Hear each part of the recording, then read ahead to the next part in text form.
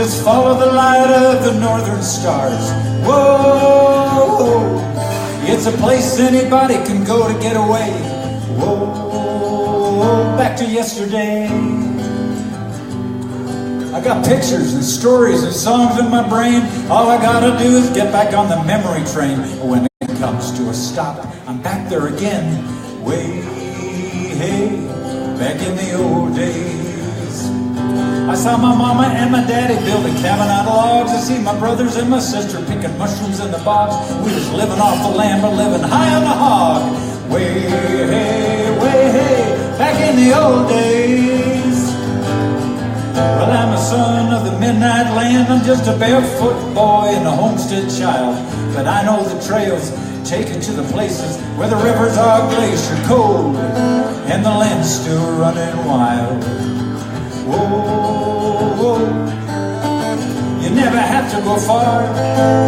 Whoa, you just follow the light of the northern stars. Whoa, it's a place anybody can go to get away. Whoa, back to yesterday.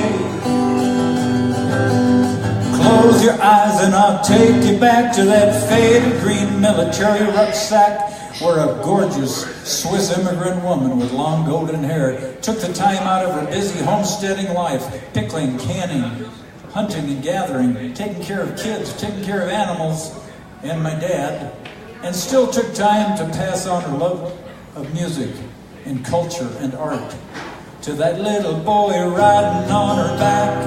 Way, hey, back in the old days.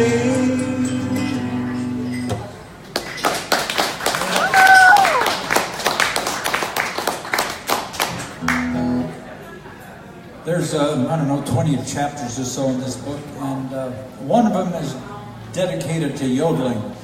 When my editor edited the book, he said there's only one major problem with that chapter. It's the same length as 5 other chapters. We got to cut it down, and I said, well, then I'll just write a whole book about yodeling.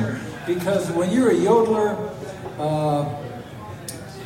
people love yodeling, and they always want to hear it. And I could just tell story after story after story about what yodeling has done in my life. And I started when I was pretty young. Mi vader is voor de Schweiz, door nagelasken groot. Tololoti, olidololoti, und das Bochel ist, es macht mir rosenfroh. Tololoti, oloti.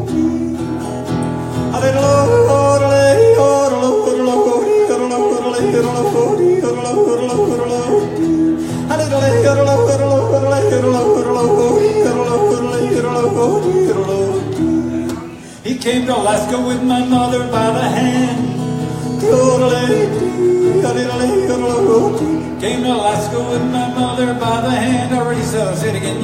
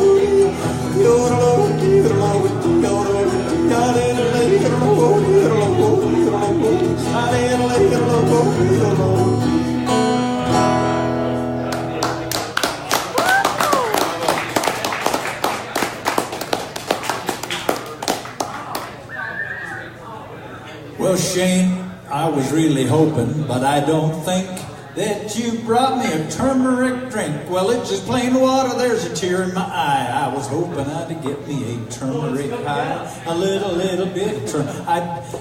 For your business, I have advertised, and I don't even get a little taste of turmeric high. I can't wait to bring you one, son.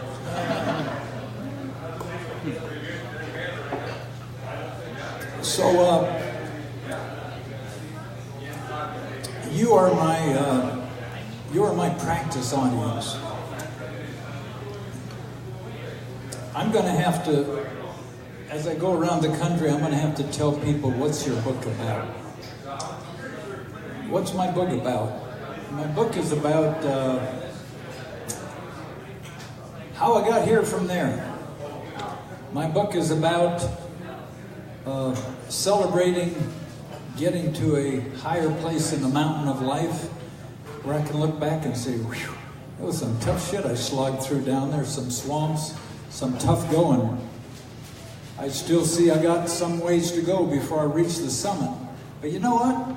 I'm in a pretty good place. And if I can help other people get here, if I can help other people get through the swamps and feel good about where they're at, wherever that is, then that's probably the best thing I could do to describe my book. It's my journey, my story, what got me here. And I got a lot of people to thank. And the biggest thing I've learned from writing this book is everything has a flip side. And sometimes the very things you hate, the very things you curse, the very father that you can't wait till he dies so you can tell the world what a mean son of a bitch he was. Finally, I'm going to wait till he's dead and I'm going to tell it all. Well, you know, then my daddy died. And he left me a beautiful blessing the day he died. He told me he loved me. Yeah, so I can piss and moan that he never told me before. I can piss and moan about all the bad, mean, cruel things he did and be miserable the rest of my life. Or I can say, you know what? He did the best he could. Oh, wait a minute. He did a lot of good stuff. Oh, wait a minute. I got a lot of good.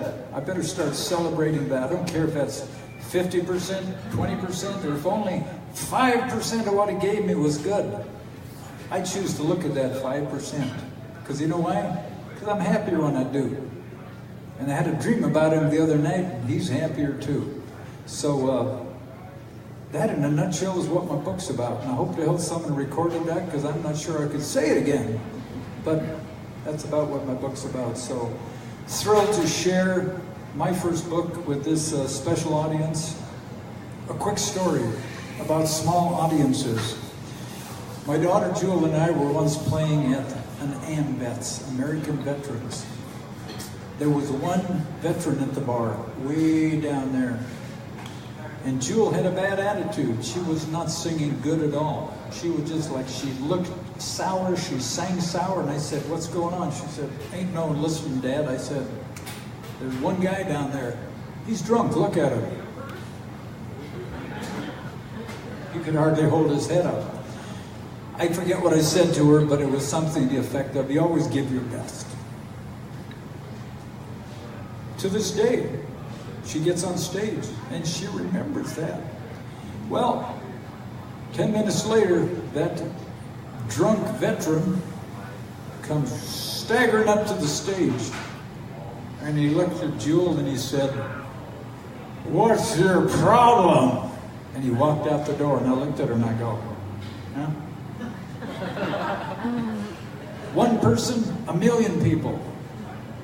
Drunk or sober, every soul is worth treating with dignity. And it really, I don't even look at the size of an audience anymore, you know? I see my new friends, Afra, the people I met through Ryan. I see Siegfried, who's, what a story. The son of a bitch should write a book. Came here as a young 18, 19-year-old German. He was a cook. If he'd have stayed in Germany, he'd have stayed a cook. He'd have died a cook. Maybe he'd have risen to the top of the cook ladder, but that's as far as he would have gone in Germany. He came to America. Hell, now he owns and runs half of Las Vegas. I exaggerate a little bit, okay? But manager, great hotels. So my friend Scott down from Alaska. Kirk Douglas is here tonight. Met a fellow author. So what a beautiful journey. I'm very grateful to be sharing this part of the journey, which is the beginning of a new part of the journey. What's Kilcher? the author. Thank you very much.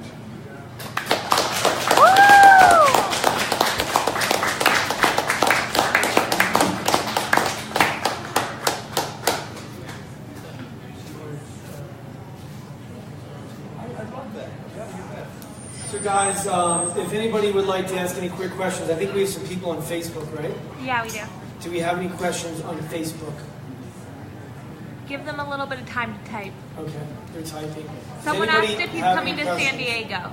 Well, I have a question. I'm going to load a question. I happen to know that one of the most extraordinary pieces of Otz's story in his book is the relationship that he has with his daughter. And I'm going to read her quote. "We very seldom do we get windows into our parents' personal, private lives with such honesty. This book proves anyone can find forgiveness, love, and even change at any age." You know, I have a dad who passed away a couple years ago, and he came from a generation that opening up and talking about the things that are bothering you, or even what's going on inside your life, it wasn't something he even knew how to do.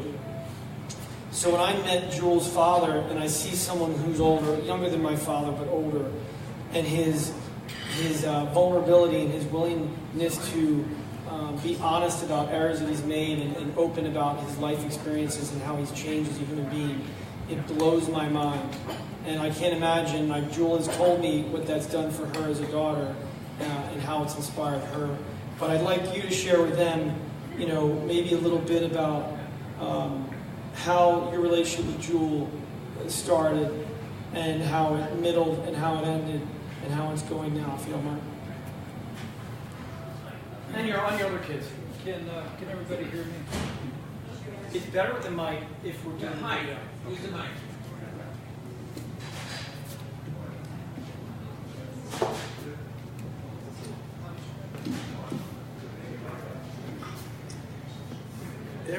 Anybody you talk to about anything is going to claim they have the answer.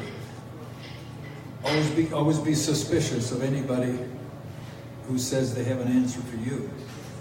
I only have answers for myself. My journey as a father, you know, wasn't easy. Oh, did I do much better than my dad? Oh yeah. I only smacked Jewel one time. I only hit my first wife one time. That's pretty good. I can be proud of that. But you also have to call things what they are. If you're going to get over anything, you first got to look at it, say, yep, that's what it is. That's what I did. Then you can accept it, forgive it, be thankful for that because it taught you something. Then you can celebrate and move on. So I'm not trying to draw pity on myself when I say I wasn't a great husband, I wasn't a great dad. But I'm also not trying to make light of it, but it's a starting place. In Jules' book, she talks about a time when I was drunk, hungover, stoned, divorced, single dad, doing my best. And she come in one morning and I told the kids to get themselves ready for school, as I usually did. They're out on the homestead. Jewel, you cook breakfast. Otsley, you do whatever your chores are. Shane, you go out and feed and milk the cow. I want to stay here in bed. Hi there. I want to stay here in bed and get over my hangover. That was the routine. Kids came in. My son Otsley says, we'd open the door and go into my dad's dark cave, say, goodbye, Dad, and then we'd be out and walk a mile and a half to go to school. That was that period of my life. Divorced, no clue, not prepared to be a co-parent, much less to be a single parent. So she talks about one morning when she said something to piss me off, and I got mad and I tried to choke her. I read that part of the book and I go, whoa, that's not what I remember. And I started to argue with her. And I said, you know, I remember grabbing you kids and shaking you in anger. I remember slapping you a couple of times. But it ain't in my nature to choke. But that's what she remembered. So what am I going to do? Choice. I honored her memory and I said, You know what? Maybe I went to shake you and I grabbed your clothes and it felt like I was, but that don't matter. You, 6-year-old Jewel, remember that. I'm so sorry. What's the best thing you can do when you screw up? Say you're sorry. That was then. How old was I? 35? I'm not making excuses. Crummy thing that young father did to you. And I apologize. I want your forgiveness. So we're driving down the road in Colorado, and my daughter says, I'm going to write a book. I want to check some things out. That was one of the things she wanted to check out. And just check out her memory against mine. Sometimes it meshed. Sometimes she remembered things a lot worse than I remembered them. Of course, I remembered things a lot worse about my dad than my dad remembered too. So we're driving down the road. She's talking about her dad. I'm talking about my dad. It wasn't Jewel and her dad. It was two adults driving down the road, talking about their childhoods, talking about their dads, what they'd learned. Crooked Road, Colorado, Jewel crying, me crying, grieving what we didn't get, grieving what was done to us, grieving, crying, letting it go. It doesn't get any better than that. What a blessing that was to have that experience where we didn't take it personal. She wasn't blaming me. I wasn't blaming my dad. We were just saying, whoa, that was the deal, you know. And to go from there to that kind of healing, and when you've done wrong, all you can do is say, I'm sorry, that was back then, that was somebody else, and forgive me, I'm going to try to do better. And being a parent never stops. Being a parent till the day you die, you're setting an example, good or bad. You're teaching, good or bad. So the highlight of my life is when my adult children look at me sincerely and they say, Dad, I'm proud of you. I know what they're talking about. They ain't talking about money, career, degrees, being a great songwriter, being able to write a song about turmeric just off the top of my... No, that's all unimportant stuff. So when two of my kids write on the back of my book, my son Onsley, as a son, I cried tears of forgiveness. As a father, tears of regret and pain. And as a warrior of everyday life, tears of love, fear, and victory. A must read. And my boy's saying that about me. Whew. He could say a few other things about me.